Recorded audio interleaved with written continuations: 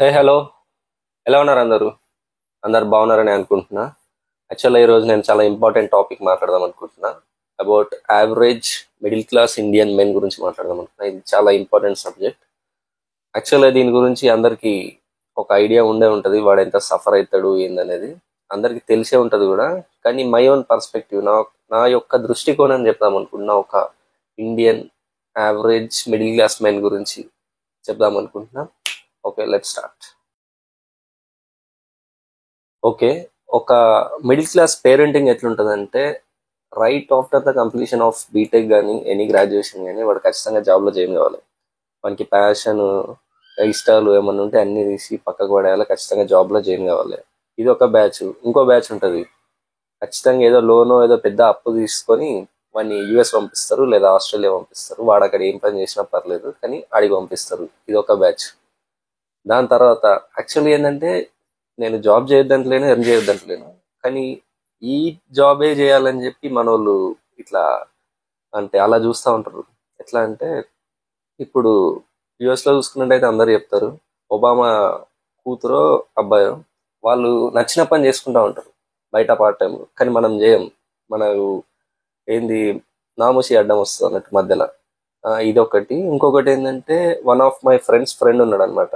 వానికి ఫోటోగ్రఫీ అంటే ముందు నుంచి ప్యాషన్. చాలా ఫ్రీలాన్సింగ్ చేసి చాలా ఎర్న్ చేస్తుండు కూడా. మంచిగా సంపాదిస్తుండు జాబ్ చేసిన దానికంటే. కానీ యాక్చువల్గా ఇక్కడ పాయింట్ ఏంటంటే, వానికి పిల్లని ఎవడిస్తున్నాడు. యాక్చువల్గా వాడు మంచిగా సంపాదిస్తుండు, ఒక యావరేజ్ సాఫ్ట్వేర్ ఎంప్లాయీ కంటే ఎక్కువ సంపాదిస్తుండు, కానీ వానికి పిల్లని ఇవ్వడానికి ఎవడు ముందుకు వస్తుంది. ఇప్పుడు వాడు మళ్ళీ అన్నీ వదిలేసి మళ్ళీ జాబ్లో జాయిన్ అవుదాం అనుకుంటాడు. అది మళ్ళీ అదే 30,000 40,000 జాబ్కి జాయిన్ అవుదాం అనుకుంటాడు. వాడు యాక్చువల్గా అది ఒక 3-4 రోజుల్లో సంపాదిస్తాడు. అలాంటిది ఇప్పుడు అన్ని సొసైటీ కోసం అన్ని పక్క కొడేసి మళ్ళీ ఆ జాబ్లో జాయిన్ అవుదాం అనుకుంటాడు. అది అట్లుంటుంది మన మిడిల్ క్లాస్ వాళ్ళతో. ఇంకొకటి ఏంటంటే, మన మిడిల్ క్లాస్ వాళ్ళని ఎట్లా ప్రోగ్రామ్ చేశారంటే, పైసా ఒకటి, పేరు ఒకటి, ఇవి రెండు. మనం ఎప్పుడు ఇవి రెండింటి చుట్టే తిరుగుతూ ఉంటాం. ఆ ఎండ్లెస్ లూప్లనే తిరుగుతూ ఉంటాం అనమాట. అది మనం ఎంత కాదనుకున్నా అట్లా ప్రోగ్రామ్ అయిపోయినాం మనం. అట్లా అలా పడిపోయి తిరుగుతూనే ఉంటాం. మనకు తెలియదు మనం తిరుగుతున్నాం. మనం అలా లేమరా అనుకుంటాం, కానీ యాక్చువల్గా అదే లూప్లు ఉన్నాం మనం కూడా. అర్థమవుతుంది. ఇంకొకటి ఏంటంటే, యాక్చువల్గా ఏం లేనోడు పవర్టీ లైన్ అంటారు కదా, వాళ్ళు ఏం లేనోళ్ళు మంచిగానే ఉంటారు, ఏ టెన్షన్లు లేకుండా. ఎందుకంటే వాడు ఎట్లున్నా ఏం కాదు. వాడు వాడి దగ్గర ఉన్నదాన్ని బట్టి తింటాడు, లేకపోతే లేదు. వాడు దాంట్లోనే అడ్జస్ట్ అయిపోతాడు. ఇటు ఉన్నోళ్ళు మంచిగా ఉంటారు, ఎందుకంటే వాళ్ళు ఆల్రెడీ వెల్ సెటిల్డ్, రిచ్ కాబట్టి వాళ్ళు అనుకునేవన్నీ చేయొచ్చు. ఎటు కాకుండా మధ్యలో సఫర్ అయ్యేది మిడిల్ క్లాసే. ఎందుకంటే ఒక బిజినెస్ పెడదాం అనుకున్నా లోన్ తెచ్చుకోవాలి ముందు. ఆ బిజినెస్ సక్సెస్ అవుతుందో లేదో, ఆ లోన్ ఇస్తాడో లేదో తెలియదు. ఇచ్చినా కూడా ఆ లోన్లతో ఎంత ఇబ్బందో తెలుసు అందరికి మనం.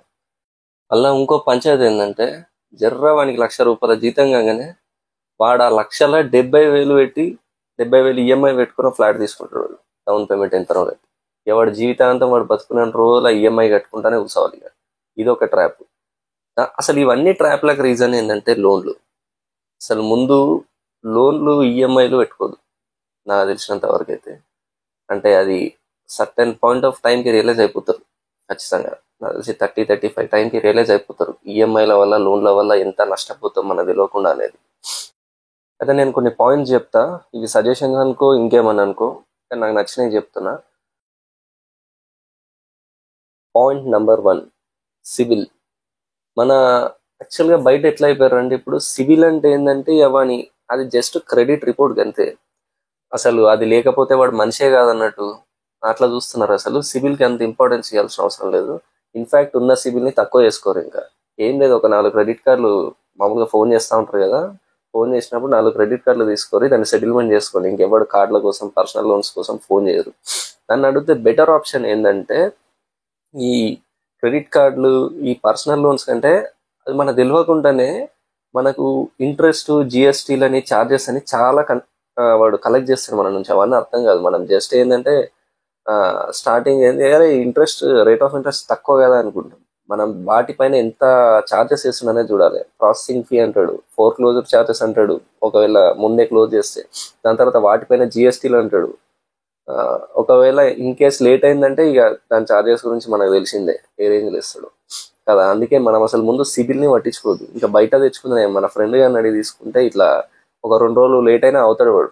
వాడు జర మనల్ని అర్థం చేసుకుంటాడు, అవుతాడు. పాయింట్ నెంబర్ 2 ఏంటంటే డోంట్ గో ఫర్ ఈఎంఐస్. అసలు ఈఎంఐల జోలికి పోకండి నన్ను అడిగితే బెటర్. మీరు అది ఏదైనా వస్తువు కొనాలనుకున్నారనుకోండి, బెటర్ ఏంటంటే మీరు ఒక బ్యాంక్ అకౌంట్కి దాని యూపీఐకి అసలు మీరు లింక్ చేసుకోదన్నమాట. దాని ఏటీఎం కార్డులు అవన్నీ ఎన్నో పెట్టేసేయండి. అంటే మీరు మరీ అత్యవసరం అయితే అది మీరు బ్యాంకుకు విత్డ్రా చేసుకునేటట్టు ఉండాలి.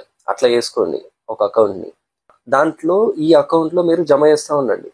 అది మీరు అకౌంట్ ట్రాన్స్ఫర్ చేసుకున్నా సరే, ఇట్లా చేసుకున్నా సరే, డైరెక్ట్ ఇప్పుడు మీ నార్మల్ యూపీఐ నుంచి అకౌంట్ ట్రాన్స్ఫర్ చేసేయండి దాంట్లో. అట్లా పెట్టుకుర్రంటే మీకు అది దాని నుంచి యూపీఐ ఉంటే మనకు చాలా ఖర్చు అయిపోతుంది అది తెలియకుండా. అందుకే అదొకటి మంచి విషయం. ఇంకొకటి ఏంటంటే ఒక వస్తువు కొనే ముందు చిట్టీలు వేయండి బెటర్. ఇప్పుడు ఆ చిట్టీలు వేసి లిఫ్ట్ చేసి కూడా తీసుకోవచ్చు. అది ఫోన్ కావచ్చు, ఏదన్నా కావచ్చు, ల్యాప్టాప్ కావచ్చు, కార్ కావచ్చు. అట్లా బెటర్. ఎందుకంటే మనకు రేట్ ఆఫ్ ఇంట్రెస్ట్ చాలా తక్కువ పడుతుంది, ఛార్జెస్ ఉండయి, ఏముండయి, బెటర్. అది మనకు తెలిసిన వాళ్ళ దగ్గర వేయాలి చిట్టీలు. ఎవరి దగ్గర పడితే వాళ్ళ దగ్గర ఇస్తే మళ్ళీ అదో తలకాయ నొప్పి. చూసుకోండి కొంచెం. పాయింట్ నెంబర్ 3 ఏంటంటే మీకు నచ్చినట్టు బతకండి. ఈ సొసైటీ గురించి పెద్ద ఇంపార్టెన్స్ ఇవ్వకండి. జస్ట్ మీ ఫ్యామిలీకి ఇంపార్టెన్స్ ఇస్తే సరిపోతుంది. రేపు మీకు ఏదైనా ఆపద వచ్చినా కూడా ఎవ్వడు రాడు, మీ ఫ్యామిలీ తప్ప. అదొకటి గుర్తుపెట్టుకోండి. ఎవరి కోసమో వారి ఇట్లా పోతే అరే మనం ఇట్లుంటే వాడు ఏమనుకుంటాడో అని బాగా ఆలోచిస్తాం. మనం బాగా ఇంపార్టెన్స్ ఇస్తాం, కానీ అంతేం ఇవ్వాల్సిన అవసరం లేదు. పాయింట్ నెంబర్ 4 ఏంటంటే don't be around toxic people. Toxic పీపుల్తో అస్సలు ఉండొద్దు. ఇది ప్రియారిటీ లెవెల్లో పెట్టుకోండి అసలు. ఎందుకంటే మనం వాళ్ళతో ఉంటే తెలియకుండానే మనం ప్రోగ్రామ్ అయిపోతాం వాళ్ళలాగా. మన ఆలోచనలు కూడా అట్లే వస్తాయి. ఇప్పుడు కొందరు ఉంటారు, ఎట్లుంటారంటే ముందు మీరు ఏదైనా మొదలు పెడతారంటే చాలు వాడు ముందు అరే ఇట్లా అయితే ఇట్లా అని భయపెడతాడు. అసలు అది మొదట్లోనే అది ఇక తీసేస్తాడు. మన మైండ్ కూడా అట్లే అయిపోతుంది.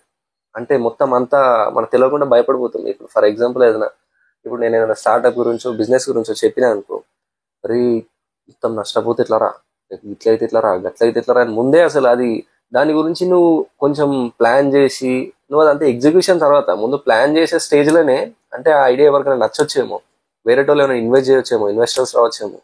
అందాక అంత దూరం పోదు. ఇక ఇలాంటి నెగిటివ్ పీపుల్తో ఉన్నాం అనుకో, అది మొదట్లోనే అది మొత్తం వాడు కొట్టేస్తాడు, మనం కూడా మన మైండ్లో నుంచి తీసేస్తాం. అలాగే ఓర్వలేని వాళ్ళతో అస్సలు ఉండొద్దు మనం. అంటే మన లైఫ్లో కొన్ని ఈవెంట్ జరుగుతాయి, అంటే అవి మనకి ఎప్పుడు గుర్తుండిపోతాయి. అప్పుడు చాలా సంతోషంగా ఉంటాం. అప్పుడు మన హ్యాపీనెస్ ఎవరు కొడతాడో వాళ్ళని పిలవాలి, వాళ్ళతో ఉండాలి. కానీ ఓర్వలేని వాళ్ళు ఉంటే వాళ్ళ ముఖంలో అర్థమైపోతుంది కంప్లీట్గా. ఏంటంటే అమ్మ అరే వీడు ఇంత అయిపోతున్నారా, వీడు పొడుగు అవుతుండ్రా అన్నట్టు వాడు నవ్వుకుండే ఉంటాడు, మన ముందే ఉంటాడు, నవ్వుకుండే అరే కంగ్రాచులేషన్స్ అంటాడు. కానీ వాని ఫేస్ లాగా కనబడిపోతుంది ఇట్లా ఆ ఎక్స్ప్రెషన్. వాడు ఎంత దాచినా కూడా కనబడిపోతుంది. అంతే ఈరోజు వీడియో ఇది. మొత్తం నాకు అనిపించింది చెప్పిన. మీరు కూడా ఇంకేమైనా కొన్ని పాయింట్స్ యాడ్ చేయాలనుకుంటే, ఏమైనా సజెషన్స్ ఇవ్వాలనుకుంటే కింద కామెంట్లో చెప్పండి. Thank you for watching.